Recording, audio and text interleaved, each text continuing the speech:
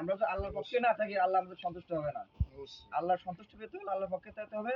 আল্লাহ যে নির্দেশনা দিয়েছে, যে কোরআন কর্তৃক আমাদের চলার জন্য নির্দেশনা দেয়, সেটা মানতে হবে।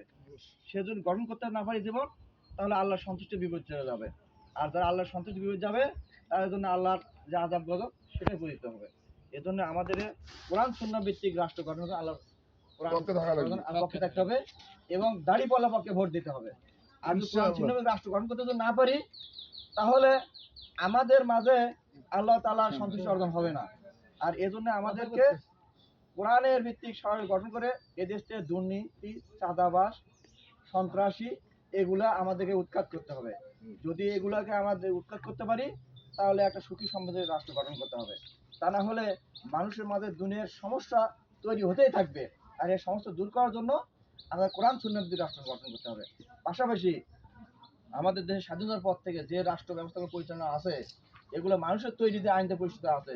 এজন্য আমাদের দুর্নীতি দূর হয়নি, আরো বাড়ছে। চাঁদাবাজি কমছে না বাড়ছে?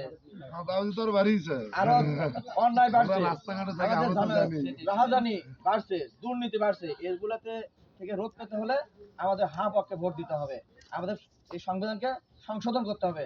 হা পক্ষে ভোট দিয়ে জুলাই যে আন্দোলন, এই আন্দোলনকে আমাদের থেকে পুরস্কৃত করতে হবে। এজন্য সকলে মিলে আমরা জুলাইয়ের পক্ষে ভোট দিই, আর পক্ষে ভোট দিই, কোরআনের পক্ষে গঠন করার চেষ্টা করি। এর পথে আপনি একমত আছেন তো? ইনশাআল্লাহ ইনশাআল্লাহ আল্লাহ যদি বাঁচা রাখা ভোট তো দিয়ে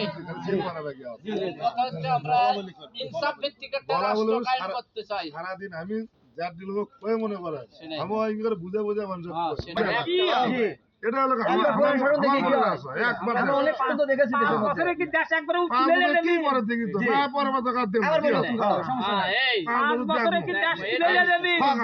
কোরআনের শাসনে কিভাবে দেশ এটা স্বপ্ন আমাকে